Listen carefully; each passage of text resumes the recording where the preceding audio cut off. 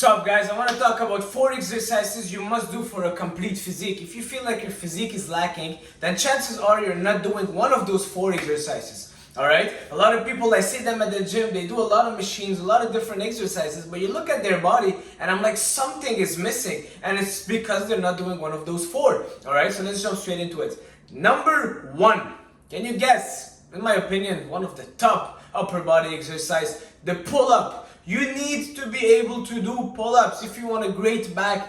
There is no way going around it. You need to master the pull-up, do it correctly, and have it as a staple in your back workout. It has to be a very important and a very present exercise in your back workout. For me, I always do at least 5, 6, 7, 8 sets of pull-ups every single back workout. And guys, you can tell when you see someone doing pull-ups, you can tell the way their back is just so different. You can do all the other machines, it's not the same. You won't get the same stimulus, the same engagement of your lats, alright? The pull-up, do it properly, make sure that you're really doing a good form, good technique. It's just gonna blow up your lats like nothing else. A lot better than any machine. And you know what? I think now that pull-ups are also superior to rows, alright? They just engage your lats differently in a way that no other back exercise does it. You need to do the pull-ups, you need to master them. If you say, well, I'm too heavy for pull-ups, well, if you're too heavy, you need to have a lot more muscle mass, so you need to be able to pull yourself up because it's your body weight. If you have a lot of extra fat, then lose that extra surplus of fat to a stage where you're able to do at least 5, 6, 7, 8 pull-ups in a row with proper form, proper technique. Some people like doing them weighted, and me, what I like is just body weight. I feel like it's a great body weight exercise. And what I'll do is, if I feel like it's too easy, let's say, I'll just do holds. I'll hold on top, and then I won't rest a lot in between the sets. So I'll do one set of pull-up. Let's say I can do 12, 15 the first set. I'll just rest 30 seconds, catch my breath, and do another set. 8, 7, and just keep going. Trust me, at the end, my lats have no other, no other exercise can get my lats that kind of feeling. So the pull-ups, don't miss out on them. Number 2, the push-ups. Alright, today I saw a guy at the gym and he's actually lifting pretty heavy. He's got a good program and he's like, hey, your chest is just so good and I see you doing a lot of push-ups. Is it something that you usually do? I'm like, yes, every single chest workout I do at least maybe 200 push-ups, alright, all combined. I do every time after, let's say I finish benching, I feel like I have a bit more juice, I'll jump on the floor and do a lot push-ups to failure. But it's something that is also very present in my chest workout. I used to do push-ups every single day back in the days when I started training. But the push-up is an exercise you gotta master, you gotta make sure you're doing it properly, controlling the way down. And trust me, yes, it's body weight, but it's not because it's body weight that you won't feel a crazy stimulus on your muscles. Your body don't know the weight, they just know the tension, they contract under tension. So don't think because something is a body weight exercise that is not gonna give you much. So do your push-ups and incorporate them in your chest workouts. How? Well, instead of just if you're so strong and you can do 100 in a row, also, don't do them too fast. A lot of people do them too fast. They're basically just working their triceps and shoulders. So if you can do, let's say, 100 in a row, and it's so easy for you because you're so strong, what you can do is you can pre-exhaust your chest with push-ups, which means you start your workout, you do 3-4 sets of 20 just to get some blood flow in the area before doing your presses and kind of fatigue it.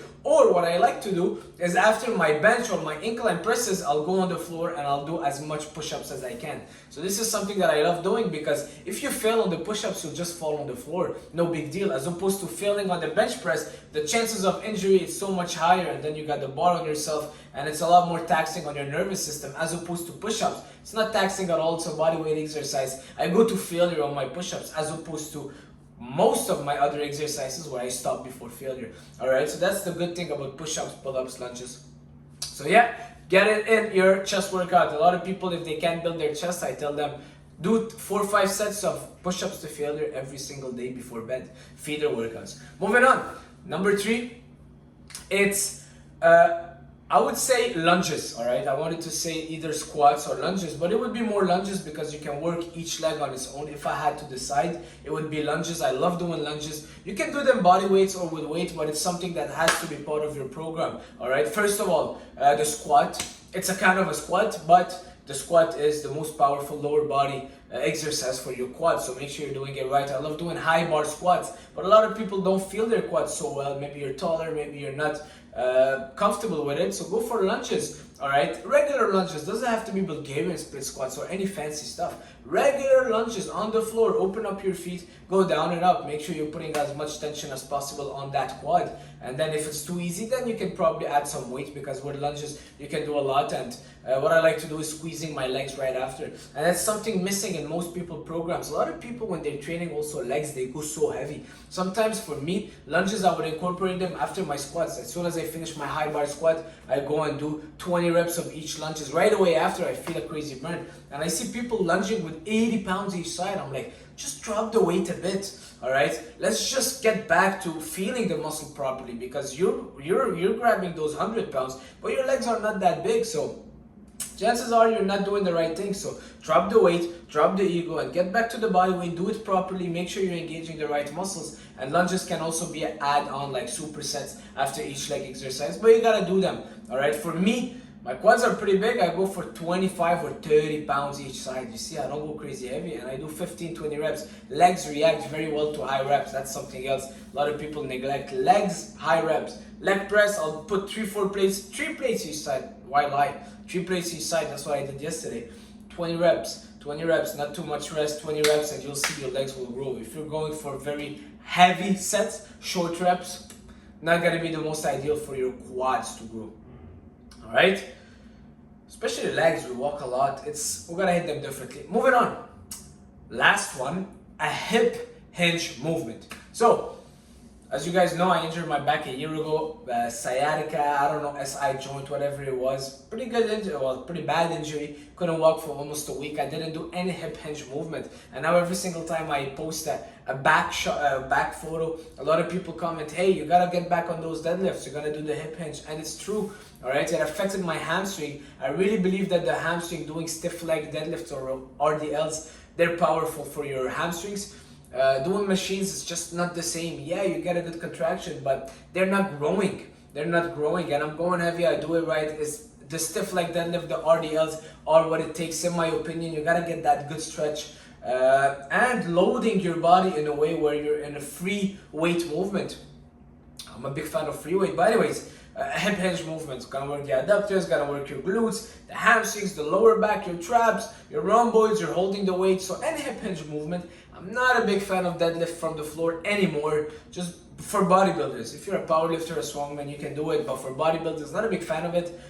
Hip hinge, I would do stiff leg. I love doing stiff leg, honestly. Stiff leg or RDLs. Those two, I don't go all the way down, and I make sure that I'm engaging the right muscles. I really feel good, positive outcome from them in my hamstring, my core, my lower back, and hip muscles. You gotta work those hip muscles, you know. But a lot of people get injured because they're scared of doing them. So keep doing them, keep doing the hinge. Don't shy away from them. So now when you're picking something off the floor, like my cat, every single time I pick up my cat off the floor, I'm not scared of injuring anything, you know. How crazy is that? We fear a lot of movement, but those are movement that we'll use in our life. And when you fear something, you become weak, you don't do it, and then next thing you know, you get injured. So that's it, guys.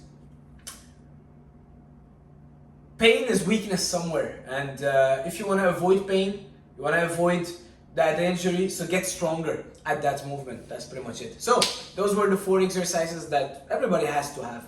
Any sort of hip hinge, any sort of lunge. It could be weighted lunge or squats, or with a bar, or it could be body weight lunge.